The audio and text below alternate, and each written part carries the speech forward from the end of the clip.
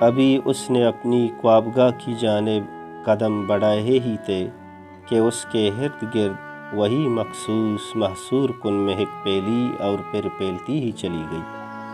تاشون کے قدم بلا ارادہ رک گئے۔ اس نے خوشبو کے تعاقب میں سر اٹھایا اور ایک خاص نقطے پر نگاہ مرکوز کر دی۔ وہ وہی کافر ادا تھی، مجسم حسن و جمال اور عجیب سی اوشرباہی تھی اس میں، لیکن وہ تاشون تھا۔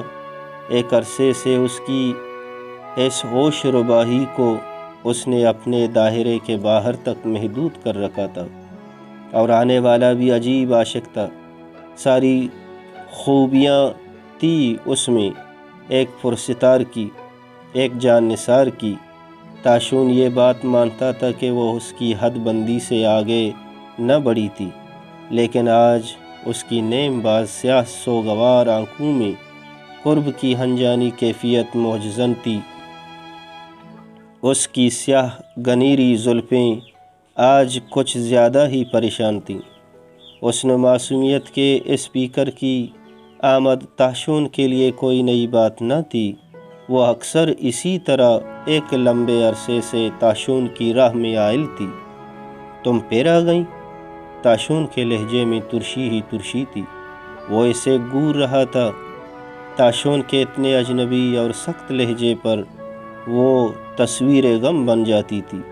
اس کی رنگت زرد ہو جاتی تھی، اور بھی تاشون کی اس خرگتگی سے اس کی سیاہ نیم باز آنکھوں میں اس کا درد سمٹ آیا۔ مژگاں پر ستارے سے چمک اٹھے اور پھر نیر بن کر رخساروں کو بھگو گئے۔ اس نے شدید قرب کی حالت میں اپنا چہرہ چھپا لیا۔ تاشون اس کی اس کستالی سے بے خبر نہ تھا، لیکن اس کی حقیقت جانتے ہوئے وہ اس کو کسی حد سے بڑھنے دینا نہ چاہتا تھا۔ اسے اس سے ہمدردی ضرور تھی، لیکن وہ اس کے بھی اظہار سے گریزاں تھا۔ وہ 4000 سال سے بھٹک رہی تھی۔ وہ قیدی تھی صدیوں کی۔ اسے 4000 سال بیشتر اس کی کسی غلطی پہ اس کے محبوب نے محبت کے طلسم میں قید کر دیا تھا، اور وہ خود ناگہانی موت کا شکار ہو کر دنیا سے چلا گیا تھا۔ وہ بھٹکتی رہے گی۔ وہ وادی نیل کی ایک معصوم دوشیزہ راشانیہ تھی، عہد فرعون سے تھی۔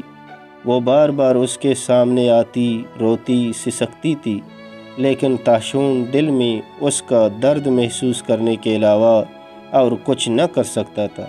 لیکن یہ ضرور تھا کہ اس کے اس طرح آنے اور جانے، سسکنے، تڑپنے کے بعد تاشون کی روح کے اندر تک سوگواری کی عجیب سی کیفیت ضرور طاری ہوتی تھی۔